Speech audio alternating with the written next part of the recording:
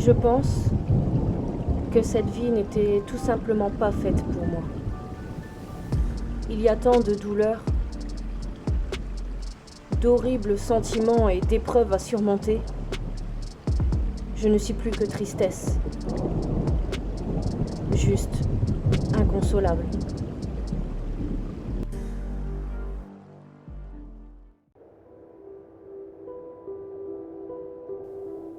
Je suis née dans une famille de 3 personnes, vivant dans une espèce de cabane, ou appelez-la comme vous voudrez.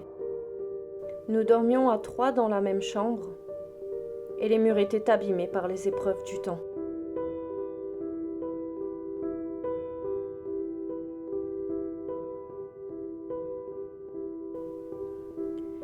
Il y avait mon père, un homme froid et malhonnête envers nous.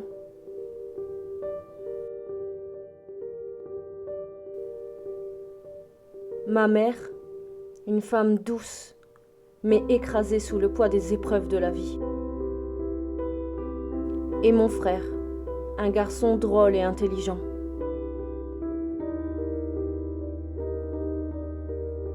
Nous avions peu de moyens, surtout avec un père qui tentait de subvenir à nos besoins par le biais de tricheries, vols ou arnaques en tout genre.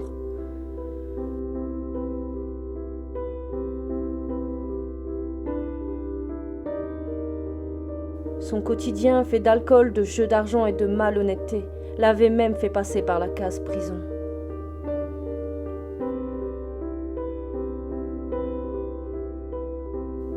Malgré ses défauts, il était doué de ses mains. Bon mécano et bricoleur, il enchaînait les petits boulots et changeait souvent de voiture.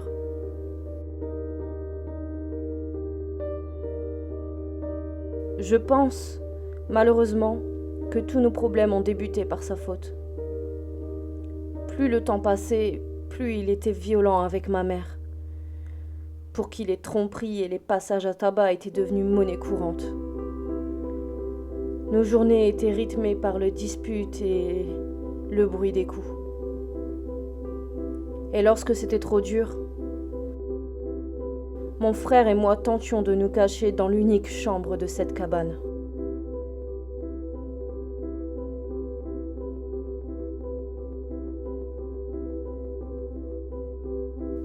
Mon frère pleurait, et moi, je ne comprenais pas. J'étais juste pétrifiée. Quand mon père n'était pas là, nous passions de beaux moments avec notre mère.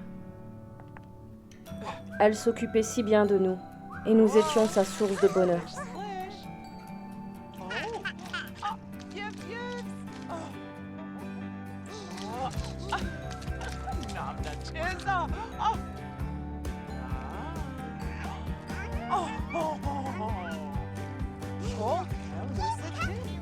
Chacun notre tour, elle nous faisait rire.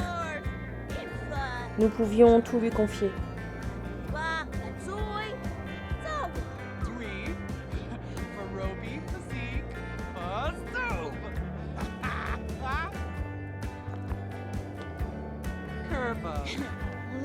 Elle était une maman parfaite et exemplaire. Vous savez, ces mamans lionnes prêtes à tout pour leurs enfants, ma maman était plus forte encore et faisait tout pour nous, sans jamais se plaindre.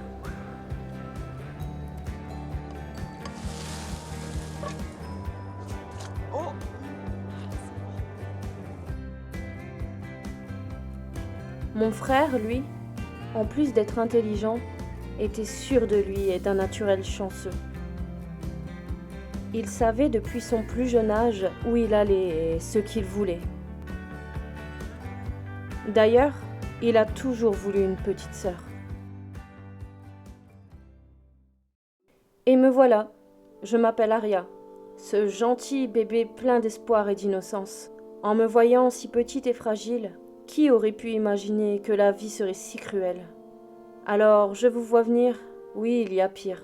Mais comme me l'a dit une amie, personne ne peut quantifier une émotion, qu'elle soit positive ou négative. Et à l'âge de l'innocence, mes journées étaient encore remplies de joie, de rire et de moments de partage avec mon frère et ma mère. J'avais environ 4 ans quand mon père nous a annoncé que nous allions déménager. Il expliqua vaguement à ma mère qu'il avait hérité d'une petite maison en bordure de National. Il y aurait quelques travaux à faire, mais la maison était bien plus grande que la cabane. Et il réussit à convaincre ma mère qu'il pouvait nous construire un vrai chez nous. Lorsque le jour du déménagement arriva, nous étions heureux de quitter ce trop petit espace. Mais mon père faisait toujours tout à la va-vite, surtout pour nous.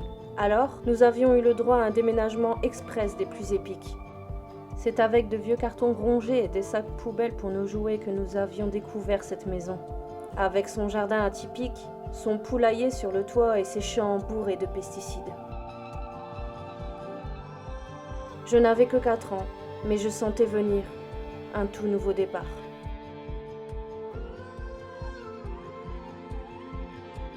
Voilà, c'est la fin de ce premier épisode de mon tout premier machinima. J'espère qu'il t'a plu. Si tu as regardé jusqu'ici, mets le hashtag inconsolable en commentaire. On se retrouve bientôt, bisous!